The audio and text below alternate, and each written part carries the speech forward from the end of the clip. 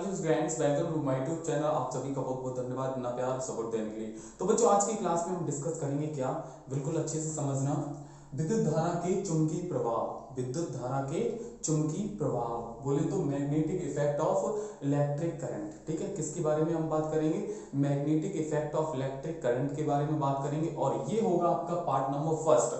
और इसमें जो भी इस टॉपिक से आपका एग्जाम में आता है उन सभी क्वेश्चंस पर, उन सभी कॉन्सेप्ट पर हम डिस्कस करेंगे। तो शुरू से लेकर एंड तक जरूर देखना बच्चों, तभी तो आपको समझ आएगा। ठीक है, तो चलो देखते हैं बच्चों बिना देरी के साथ फर्स्ट कॉन्सेप्ट फर्स्ट स्लाइड में।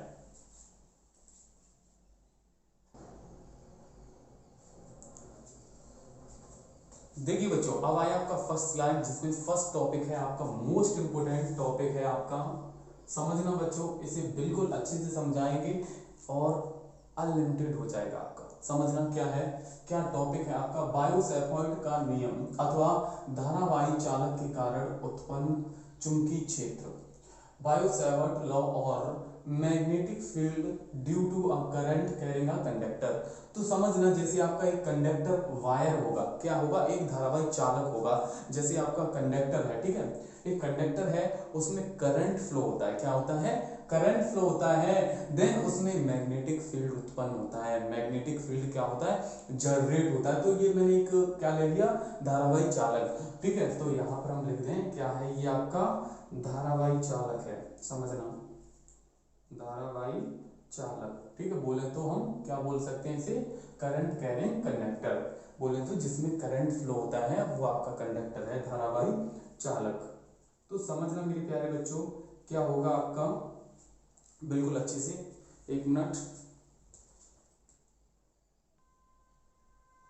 हाँ बिल्कुल अब क्लियर है। ठीक है, अभी थोड़ा करंट जो था लाइट करंट की बात हो रही थी, इसी में आपका लाइन कट हो गया था, तो अब क्लियर है। देखिए, तो समझिएगा, ये आपका क्या है? धारावाही चालक है। करंट कैरिंग कंडक्टर है आपका। कंडक्टर सीधी सी बात, जिसके अंदर करंट फ्लो हो जाता है वो आपका कंडक्टर है, जाहिर सी बात है।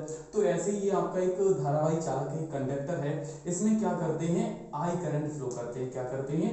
इस वायर में, इस चालक में हम क्या करते हैं? आई करंट फ्लो करते हैं। जैसे ही इसमें करंट फ्लो करते हैं, देन उसके अंदर क्या? मैग्नेटिक फील्ड जनरेट हो जाता है। बोले तो चुंबकीय क्षेत्र उत्पन्न हो जाता है। ठीक है, मैग्नेटिक फील्ड जनरेट होता है। तो यही आपके ऑरस्टेड एक साइंटिस्ट थे, वैज्ञानिक थे, उन्होंने अपने बहुत सारे प्रयोग किए इस पर।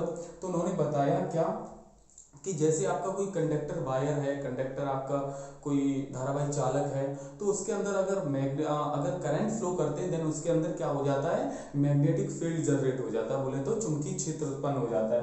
तो वही आपका, जैसे यहाँ पर करंट फ्लो हुआ, इसकी जो लेंथ है वो क्या है? वाई की डेल्टा एल। तो हम लेट करके लिख सकते हैं, माना एक धारावाही चालक है जिसकी लंबाई जो है वो डेल्टा एल है। आई करंट फ्लो हो रहा है, ठीक है, आई करंट फ्लो हो रहा है। और ए भी आपका क्या है? एक धारावाही चालक है, आप समझ सकते हो। और यहां से आपको क्या निकालना है? मैग्नेटिक फील्ड निकालना है, चुंबकीय क्षेत्र की तीव्रता निकालनी। ओ से पी पॉइंट पर, पी पॉइंट पर आपको क्या निकालना है? मैग्नेटिक फील्ड निकालना है कि मैग्नेटिक फील्ड कितना जनरेट होता है। ठीक है, तो उन्हीं के अनुसार, according to Biot Savart law, Biot Savart के अकॉर्डिंग हम क्या करेंगे, जिसमें पहला आपका कॉन्सेप्ट आता है, ये अगर आपको चारों बात अगर याद हो गई तो आपका बायो-सैवर्ट लॉ जो है वो आपका कंप्लीट हो गया। या फिर आपका धारावाही चालक के कारण उत्पन्न मैग्नेटिक फील्ड, उत्पन्न चुंबकीय क्षेत्र क्या होता है। तो सबसे पहले उन्होंने बताया कि जो आपका मैग्नेटिक फील्ड होता है उसमें जो करंट फ्लो होता है उसके कैसा होता है? प्रोपोर्शनल होता है, समानुपाती होता है। पहला पॉइंट आप आसानी से लिख सकते हो। ठीक है, क्या होगा पहला पॉइंट?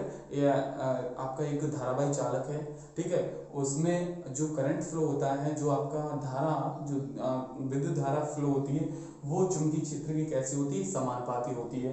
तो हम लिखेंगे V is proportional I। Question number first डाल दिया। देन सेकंड आपका पॉइंट हो जाएगा क्या, कि जो आपका मैग्नेटिक फील्ड है वो, उसकी जो लंबाई होती है डेल्टा है, जो आपका वायर है, आपका खंड है उसकी, ठीक है, तो उसकी जो लंबाई डेल्टा एल है उसके क्या होता है? प्रोपोर्शनल होता है। ठीक है, तो V इज प्रोपोर्शनल क्या हो जाएगा? डेल्टा एल हो जाएगा लंबाई इसकी। Question number second. इसी तरीके से क्वेश्चन नंबर थर्ड कैसे बनेगा?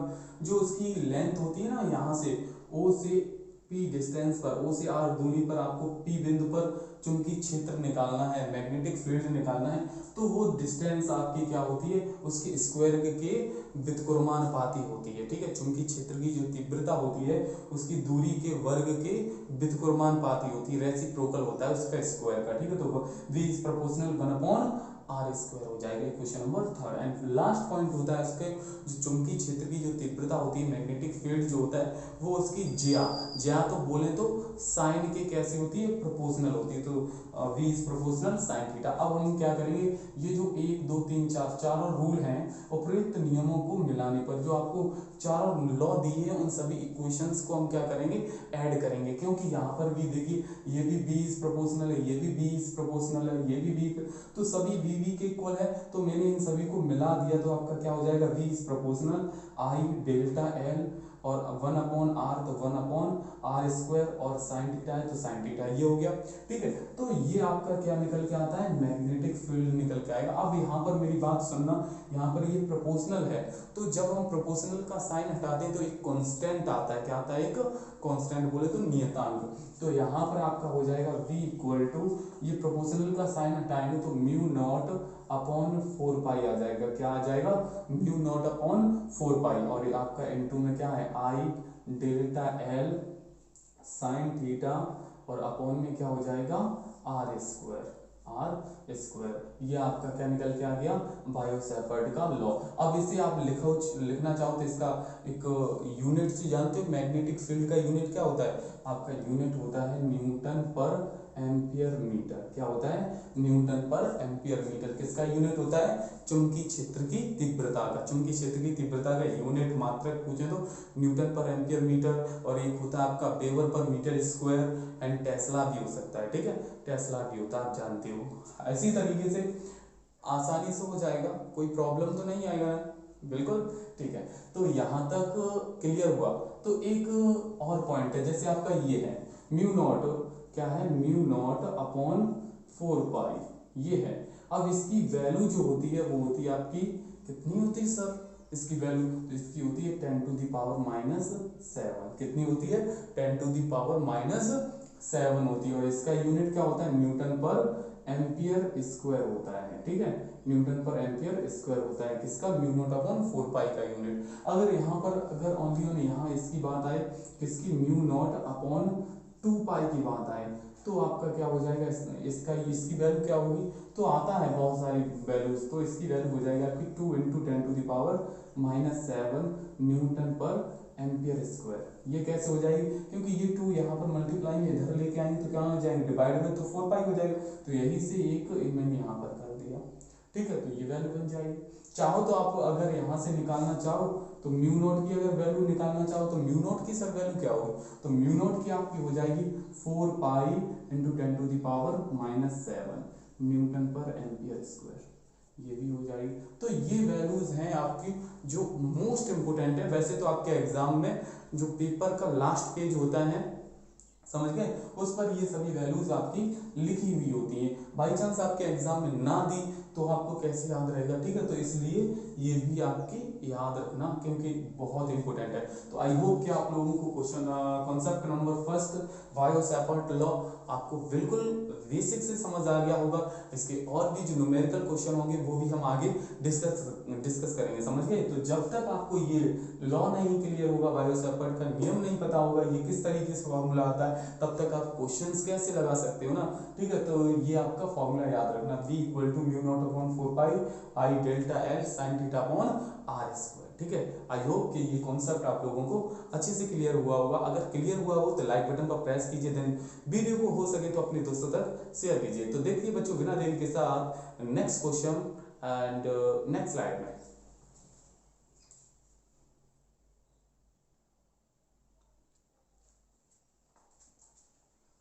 देखिए बच्चों, अब आया आपका नेक्स्ट स्लाइड। नेक्स्ट कॉन्सेप्ट है आपका बहुत ही अच्छा है, चुंबकशीलता म्यू नॉट तथा विद्युतशीलता एप्सिलॉन नॉट में संबंध। इन दोनों में आपको क्या करना है, रिलेशन निकालना, आप देख सकते हो। ठीक है, क्या mu naught and epsilon not में आपका क्या करना है, रिलेशन निकालना। और ये जो इस तरीके का जो आपका कॉन्सेप्ट है ना, या फिर आपका ऑप्शनल क्वेश्चन बन जाएगा, या फिर आपका टोटल 2 नंबर में आपसे पूछ लेगा एग्जाम में कि आपको चुंबकशीलता और विद्युतशीलता में रिलेशन बताना, mu naught and epsilon not में क्या रिलेशन होता है।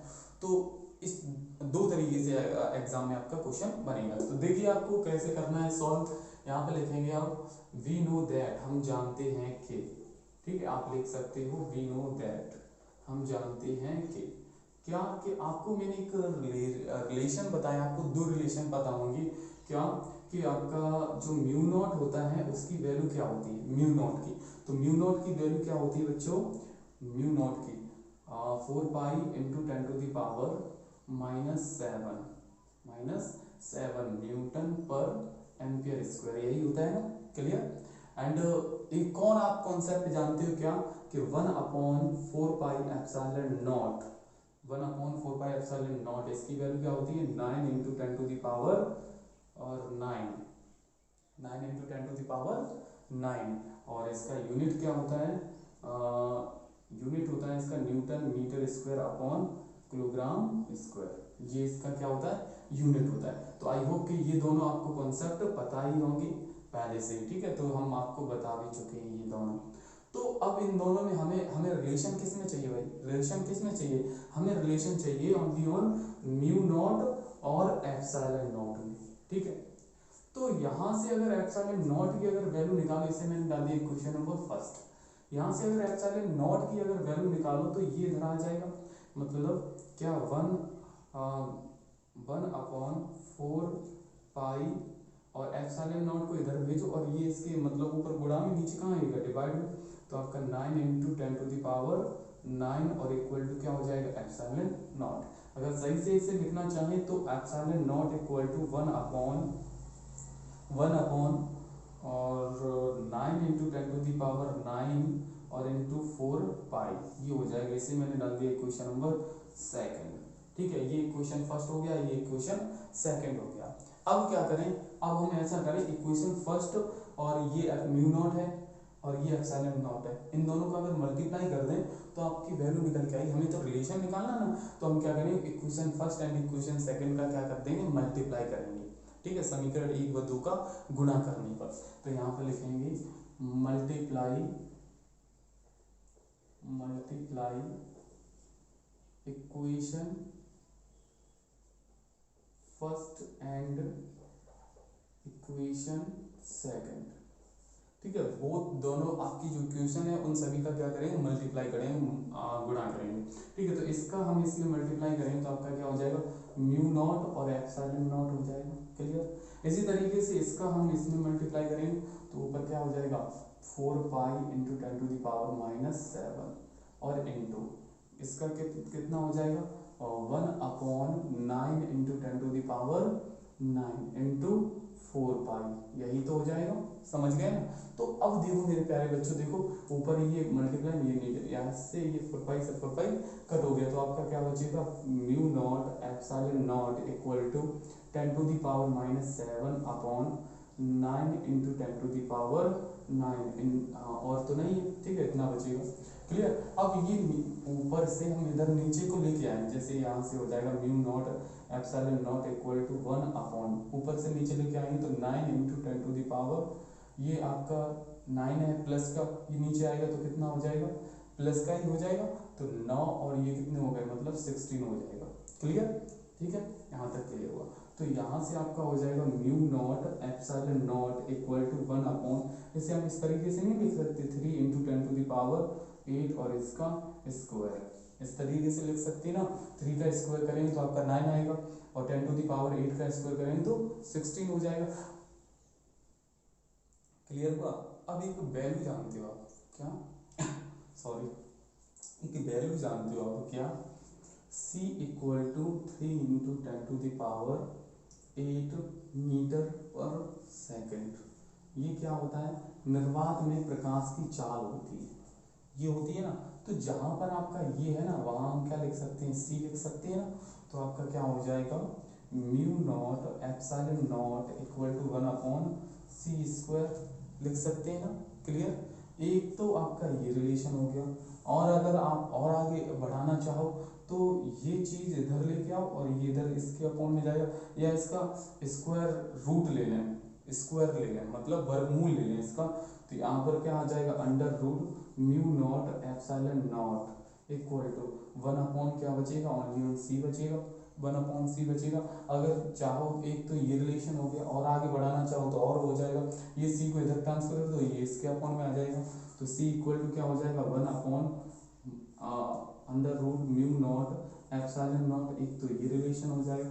तो जो भी आपको रिलेशन आपको एग्जाम में पूछे तो आपको घबराना नहीं, कितना भी घुमाए आपके क्वेश्चन, लेकिन घूमने का नहीं भाई, ये सीधी सी बात, घुमाती है मतलब बुलाती है मगर जाने का नहीं। तो वही है, क्वेश्चन कितना भी आपके घुमाए, कितना भी घुमाए, लेकिन आपको घूमना नहीं है, क्वेश्चन को लटका देना, समझ गए। तो आई होप कि आप लोगों को ये कॉन्सेप्ट भी बिल्कुल अच्छे से समझ आ गया होगा। अगर बच्चे समझ आया हो तो बस एक काम आपको करना है, और आपका बनता भी इतना काम, ठीक है। तो चलो देखते हैं बच्चों बिना देरी के साथ नेक्स्ट क्वेश्चन नेक्स्ट स्लाइड में।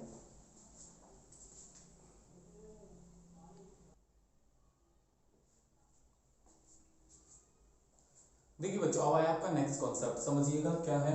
परिमित, तो ये कॉन्सेप्ट मोस्ट इंपोर्टेंट है, समझ लेना। इसका कोई डेरिवेशन आपका एग्जाम में नहीं आता है, तो इसलिए मैंने इसका टोटल डेरिवेशन नहीं कराया है, ठीक है। इस पर जो क्वेश्चन बनते हैं एग्जाम में देख लेना, आप प्रीवियस ईयर के आप क्वेश्चन या फिर पेपर्स अनसॉल्व पेपर देख सकते हैं, उसमें ज्यादातर आपके क्या पूछा गया है, वही आपके न्यूमेरिकल क्वेश्चन पूछे गए हैं, ठीक है। तो देखिएगा, परिमित लंबाई के धारावाही चाल के कारण उत्पन्न चुंबकीय क्षेत्र, समझिएगा क्या है, magnetic field due to a straight current carrying conductor to finite length, ठीक है। तो मतलब एक परिमित लंबाई का मतलब लेंथ आपको गिवन होगी इसमें, समझ गए क्या है, कोई आपका एक ऐसा वायर होगा जिसकी कोई लेंथ आपको लिमिट दी गई होगी, उस लेंथ के वायर में आपको उस वायर में या उस कंडक्टर में कितना करंट फ्लो होता है, देन उसके बाद आपका कितना चुंबकीय क्षेत्र उत्पन्न होता है, मैग्नेटिक फील्ड जनरेट होता है। तो आपका फॉर्मूला होता है V equal to mu not upon 2 pi I upon R, ठीक है। तो एक कॉन्सेप्ट तो आप ये वाला लगा सकते हैं, और आगे और अगर फॉर्मूला इसके बावजूद आप ये फॉर्मूला भी लगा सकते हो, क्या V equal to mu not upon 4 pi into 2 I upon R. ये क्यों लगा सकते हैं, मैंने क्या किया, 2 से ऊपर मल्टीप्लाई कर दिया, 2 से नीचे मल्टीप्लाई कर दिया, 2 का 2 में किया 4 हो गया, देन ऊपर 2 आई हो गया, ठीक है। तो ये कॉन्सेप्ट भी आपका मोस्ट इंपोर्टेंट है, समझ गए। तो दोनों में से आप कोई भी फॉर्मूला आप पुट कर सकते हो, फिट कर सकते हो, ठीक है। तो क्या होगा, एक लेंथ की अनंत लंबाई का, इनफाइनाइट लेंथ का, कोई भी आपका फाइनाइट लेंथ का, इनफाइनाइट नहीं फाइनाइट लेंथ का, ठीक है, जिसकी लेंथ आपको गिवन होगी, ठीक है। तो अगर उसकी आपको चुंबकीय क्षेत्र उसमें निकालना है, मैग्नेटिक फील्ड निकालना है, तो आपको फॉर्मूला लगाना है V equal to mu not upon 2 pi I upon R, ठीक है। ये फॉर्मूला हो गया, और अदर एक और फॉर्मूला लगाना है, तो mu not upon 4 pi 2 I upon R newton per ampere metre. ये कॉन्सेप्ट क्लियर हुआ। एंड देन ये तो आपका लेंथ वाला था। अब ये आता है सर्कुलर का, ठीक है।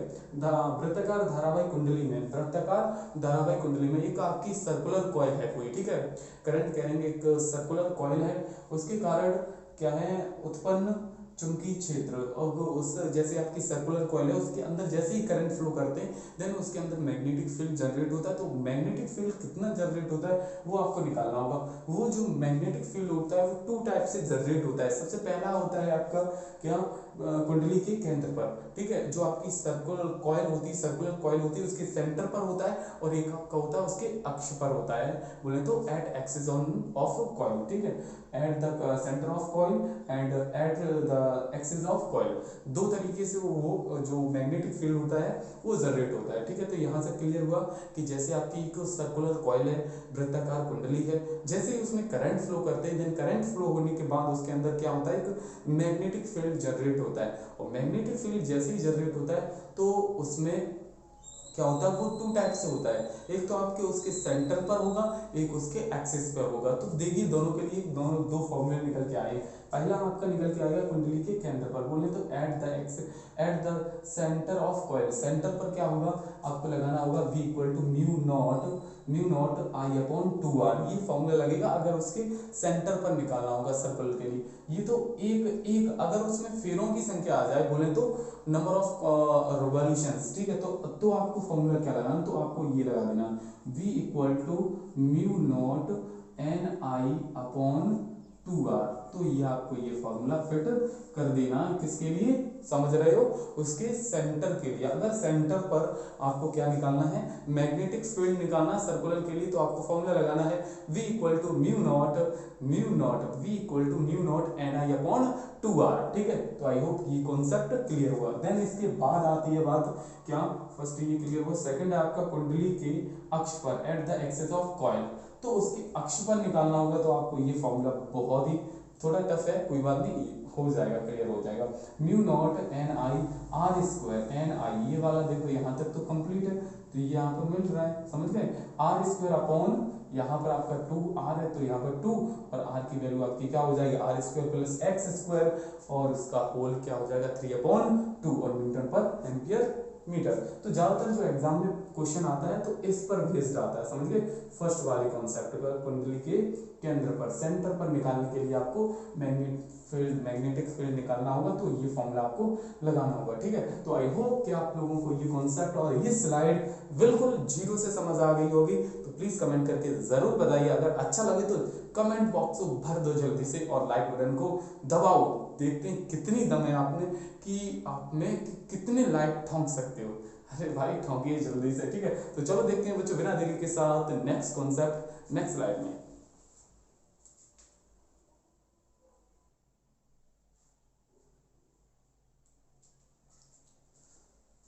देखिए बच्चों, अब आया आपका नेक्स्ट स्लाइड।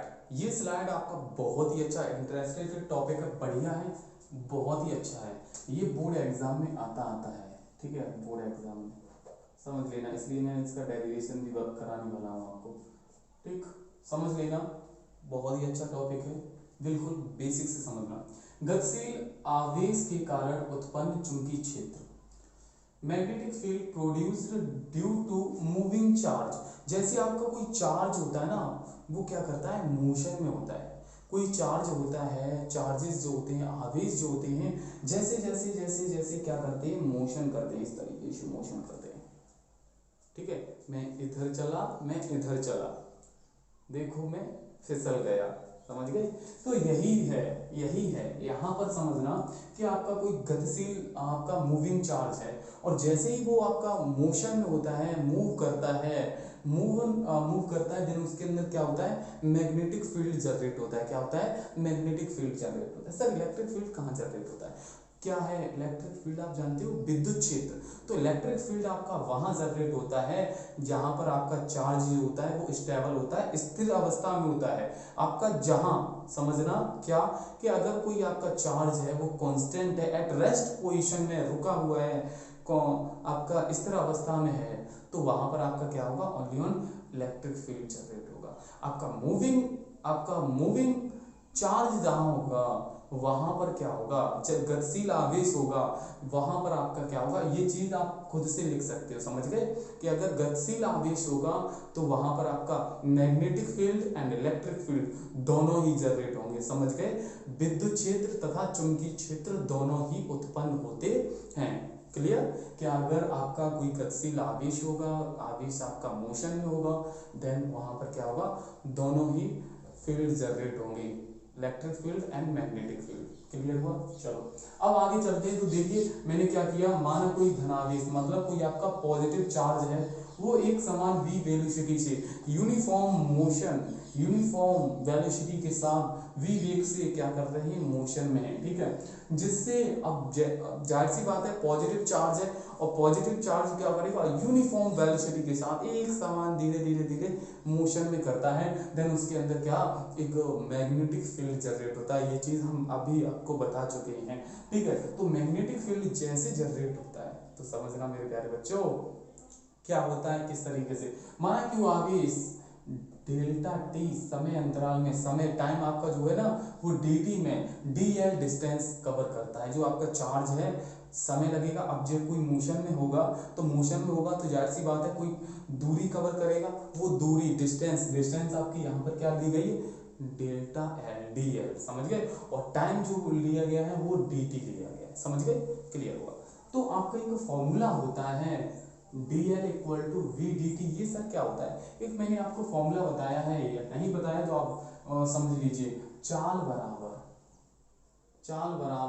दूरी बटे समय, ठीक है, दूरी बटे समय। बोले तो क्या, velocity equal to distance upon time, यही होता है। हमें क्या डिस्टेंस अगर निकालना है, क्रॉस मल्टीप्लाई करेंगे तो वेलोसिटी इनटू टाइम निकल के आएगा, तो वही निकल के आया ना, distance equal to velocity into time. देखो वेलोसिटी इनटू टाइम, तो इसे मैंने डाल दिया equation number first, equation number first. And second है आपका क्या, आवेश के कारण। अब जैसे ही उसमें क्या होता है, आवेश चार्ज होता है, देन उसमें करंट फ्लो करता है। जैसे वो पॉजिटिव चार्ज होता है, वो मोशन में होता है, मोशन करता है एकदम fuck fuck fuck fuck fuck भाई। तो जैसे ही मोशन में होता है, देन उसके अंदर क्या होता है, इलेक्ट्रिक करंट जनरेट होता है, और electric current I equal to Q upon T होता है फॉर्मूला। लेकिन टाइम यहाँ पर क्या लिया गया है, समय आपका dt, तो इसलिए यहाँ पर क्या आ जाएगा dt। इसे मैंने डाल दिया क्वेश्चन नंबर सेकंड। अब यहाँ पर लिखेंगे क्या, वायो सैवर्ट, वायो सैवर्ट के अनुसार, अकॉर्डिंग टू बायो सैवर्ट, ठीक है। अब बायो सैवर्ट का लॉ हम आपको इससे पहले वाली फर्स्ट स्लाइड में ही हम बता चुके हैं, स्टार्ट की थी। जिस बच्चे ने नहीं समझा था बायो सैवर्ट लॉ, फिर से जाके बैक करके आप देख सकते हो। तो बायो सैवर्ट का लॉ आपको क्या बताया था, v equal to mu not 4 pi, समझ गए। और आपका I D L sine theta upon R square, यही होता है आपका बायो सैवर्ट का लॉ।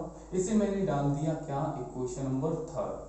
क्या डाल दिया, equation number third, Biot Savart के नियमानुसार या according to Biot Savart law, ठीक है, बायो सैवर्ट के अनुसार, बायो सैवर्ट के नियम के अकॉर्डिंग। तो v equal to mu not upon 4 pi I D L sine theta upon R square. अब हम क्या करेंगे, from equation first and second and third, समीकरण 1 व 2 3 से 1 व 2 के मान 3 में रख देंगे। Putting the value of equation third, equation आपकी फर्स्ट एंड सेकंड, तो इक्वेशन जो फर्स्ट और सेकंड की जो वैल्यू है, वो इक्वेशन थर्ड में हम क्या कर देंगे, पुट कर देंगे, क्योंकि हमें निकालना क्या है, चुंबकीय क्षेत्र, बोले तो मैग्नेटिक फील्ड, समझ गए। तो इसलिए हमें मैग्नेटिक फील्ड यहाँ से मिलेगा, तो पुट कर दो।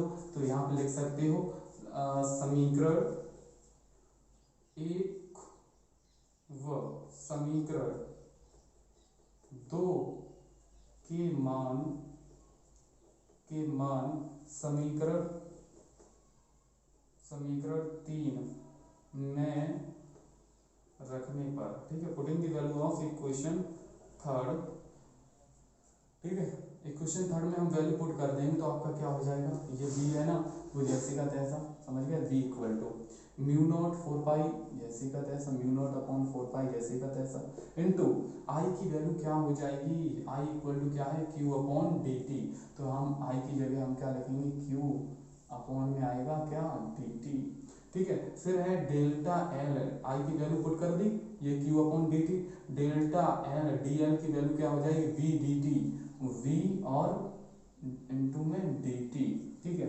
फिर आपका क्या है, साइन थीटा, तो यहाँ हम लिखेंगे साइन थीटा, और अपॉन में क्या है, आर स्क्वायर है, तो यहाँ पर लिख देंगे आर स्क्वायर, समझ गए ना। मैंने फर्स्ट और सेकंड की वैल्यू क्वेश्चन नंबर थर्ड में पुट कर दी भाई।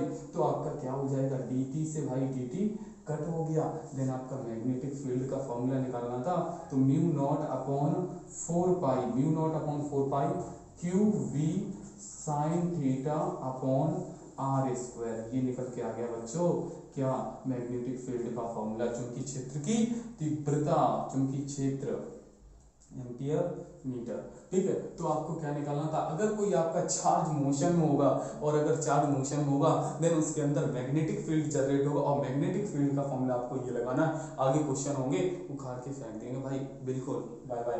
तो v equal to mu not upon 4 pi Q V sine theta upon R square, ये फॉर्मूला आप लगा देना, क्या, जब आपको चार्ज दिया होगा, वेलोसिटी दी होगी, एंड डिस्टेंस दी होगी, समझ गए, दूरी, ये आर। अगर ये तो आपका नॉर्मल, अगर आपको मैक्सिमम बोले तो अधिकतम चुंबकीय क्षेत्र की तीव्रता निकालनी होगी, तो मैक्सिमम के लिए आपको क्या करना होगा, थीटा इक्वल टू 90 डिग्री लगा देना। तो थीटा इक्वल टू जब 90 यहाँ पर पुट करोगे, देन मैक्सिमम बी मैक्सिमम निकल के आ जाएगा आपका mu not upon 4 pi into Q V upon R square, ये आपका मैक्सिमम के लिए निकल के आएगा, समझ गए। अगर लंबवत की बात करेगा या मैक्सिमम की बात करेगा, अधिकतम चुंबकीय क्षेत्र की बात करेगा, तो आपको क्या लगा देना, V maximum equal to mu not upon 4 pi QV upon R square. अगर मिनिमम की बात करेगा थीटा इक्वल टू 0 रख दीजिए, देन पुट करेंगे तो 0 इक्वल टू आपका यहाँ साइन 0 0 की वैल्यू 0, देन आंसर हो जाएगा। ठीक है, तो आई होप कि आप लोगों को क्वेश्चन कॉन्सेप्ट नंबर ये आपको बिल्कुल अच्छे से समझ आया होगा। तो बच्चों बताइएगा आया ना समझ में, क्लियर। तो अब आपको आसानी से कर देना, क्लियर। तो समझ गए। अब चलते चलते क्वेश्चन आपसे मैं पूछता हूँ क्या, कि आपको इसका जवाब कमेंट बॉक्स में देना है कि जो आपका टेस्ला होता है ना, 1 टेस्ला इक्वल टू गॉस कितने होते हैं, एक टेस्ला में कितने गॉस होते हैं, वो आपको आंसर कमेंट बॉक्स में देना है मेरे प्यारे बच्चों। क्या करना है कि 1 टेस्ला इक्वल टू कितने गॉस होते हैं, ठीक है, ये आपका क्वेश्चन है और आपको कमेंट बॉक्स में आंसर देना है। देखते हैं कितने बच्चे इसका राइट आंसर देते हैं। तो चलिए भाई आज के लिए इतना। जय हिंद, जय भारत, वंदे मातरम। फिर मिलते हैं हम नेक्स्ट वीडियो में, तब तक के लिए बाय बाय।